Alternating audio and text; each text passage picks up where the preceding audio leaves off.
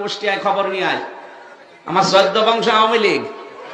বিশাল এই প্রতিসভার নেতৃত্ব দিচ্ছেন সংসদ সদস্য পদপ্রার্থী মুফতি আমির হামজা।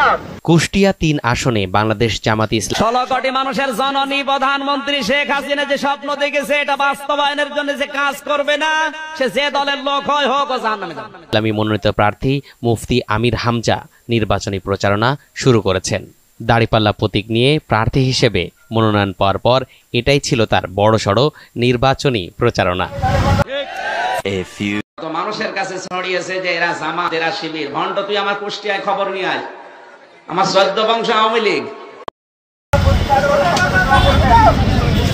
বিকেল 4টার দিকে সদর উপজেলার পাটিকাবাড়ি মোড় এলাকা থেকে একটি মোটরসাইকেল শোভাযাত্রা বের করেন তিনি।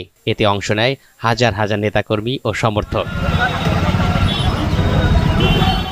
শোভাযাত্রাটি বিভিন্ন ইউনিয়নের গুরুত্বপূর্ণ সড়ক ও বাজার মরা অলি দেখেছে, বিভিন্ন গাছতলায় আস্তানায় শুয়ে আছে মরা অলি মনে করে। জীবিত অলি যদি কেউ বাংলাদেশে দেখতে চান, কোন দরবারে যাওয়ার দরকার নেই, ডাক্তার শফিকুর রহমানের দিকে তাকাবেন, ওটা টাটকা জিন্দা অলি।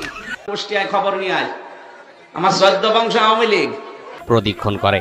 এ সময় দাড়িপাল্লা প্রতীকের স্লোগান শোনা যায়। সবাই বলে